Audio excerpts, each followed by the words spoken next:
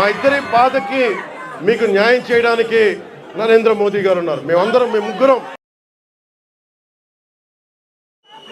ముగ్గురం మీ బాధలను అర్థం చేసుకొని నేను వాళ్ళందరి తరఫున క్షేత్రస్థాయిలో మన మంత్రివర్గ సహచరులతో ఎమ్మెల్యేల తరఫున అందరితోటి కలిసి నేను ప్రతి గ్రామం పర్యటించి కష్టాలు తెలుసుకొని కొంతమంది పెద్దల్ని పిలిచి అవసరమైతే ఎలాంటి అభివృద్ధి ఇక్కడ అద్భుతంగా ఉంది, చూస్తూ ఉంటే చాలా అద్భుతంగా ఉంది.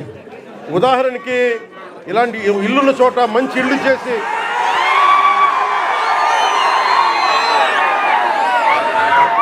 మీతో మాట్లాడి ఇక్కడున్న అందరితో మాట్లాడి కూర్చోండి మీరు కొంచెం పక్కన.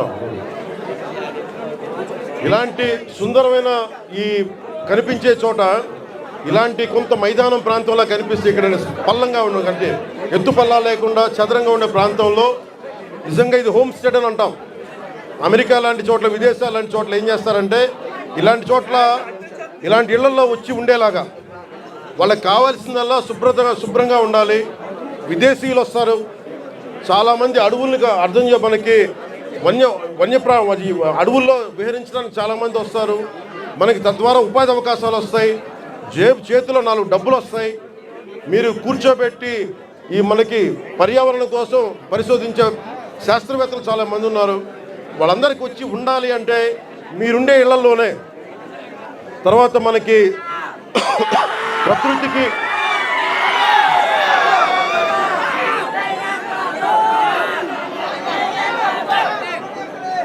5 సంవత్సరాల్లో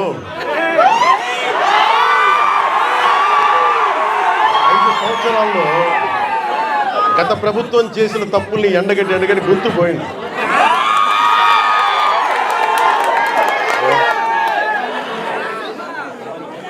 ఈ రోజున నేను మీకు ఒకటే మాటిస్తున్నా, మీకోసం నిరంతరం పనిచేయడానికి నేను ఉన్నాం.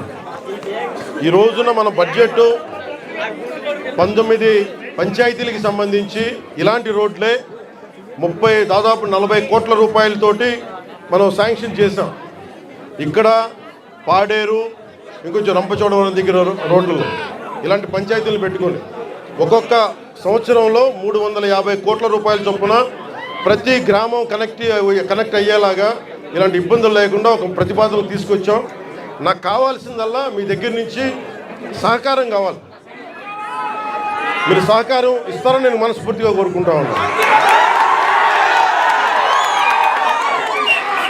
ఎందుకంటే మనం విజయనగరం జిల్లా చూస్తూ ఉంటే, ఉమ్మడి విజయనగరం జిల్లా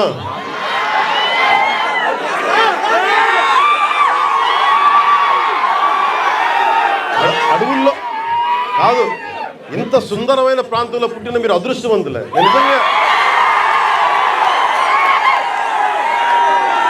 మా జీవితంలో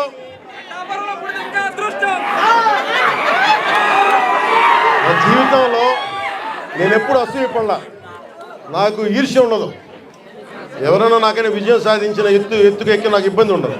మొట్టమొదటిసారి మిమ్మల్ని చూస్తే నాకు అసూయగా ఉంది. ఇంత చక్కటి ప్రకృతి మధ్య మీరు బతుకుతూ నాకు అసూయ కలిగిస్తూ ఉన్నారు. అందుకని మీకు నాకు గుడొద్దు, బడి కావాలి మా అందరికీ. ముందు చదువు ఉంటేనే భగవంతుడు గుర్తొస్తాడు, బడి ఉన్న చోట గుడి వస్తుంది. అందుకని నేను మీకు నిరంతరం మీకు అందుబాటులో ఉంటాను.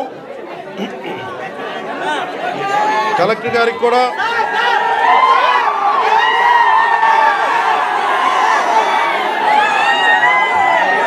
మీరు ఇక్కడ ఇంతమంది మీరు అన్నయ్య అంటారు, ఏం చేయరు. యువత ఇంతమంది ఉన్నారు.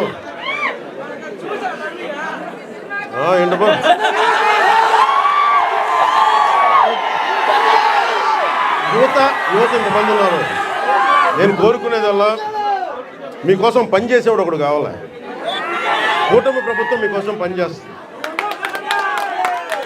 చంద్రబాబు నాయుడు గారికి ఒకటే చెప్పాను, సార్ మనం నిలబడాలి అంటే నేను ఒకటే చెప్పాను, ఇంటెలిజెన్స్ కానీ పోలీస్ శాఖ కూడా చెప్పారు, ఈ వర్షంలో ఎందుకు సార్ మీరు ఎందుకు ఆగిపోండి అంటే నేను ఒకటే చెప్పాను, మా వాళ్ళు వర్షంలో తడుస్తున్నారు,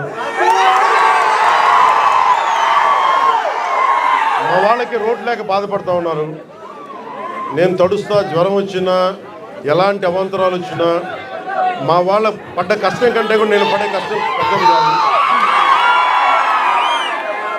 అందుకని నేను ఎందుకు ఈ మాట చెప్తున్నానంటే మీకోసం పనిచేసే వ్యక్తుల సమూహాన్ని మీరు ఎన్నుకున్నారు, మీకోసం పనిచేసే వ్యక్తుల సమూహాన్ని మీరు ఎన్నుకున్నారు. మేమందరం ఇక్కడ ఉన్నాం, మంత్రి గారిని చూస్తూ ఉన్నారు, ఎమ్మెల్యే గారిని చూస్తూ ఉన్నారు, ఇక్కడున్న నాయకులందరినీ చూస్తూ ఉన్నారు.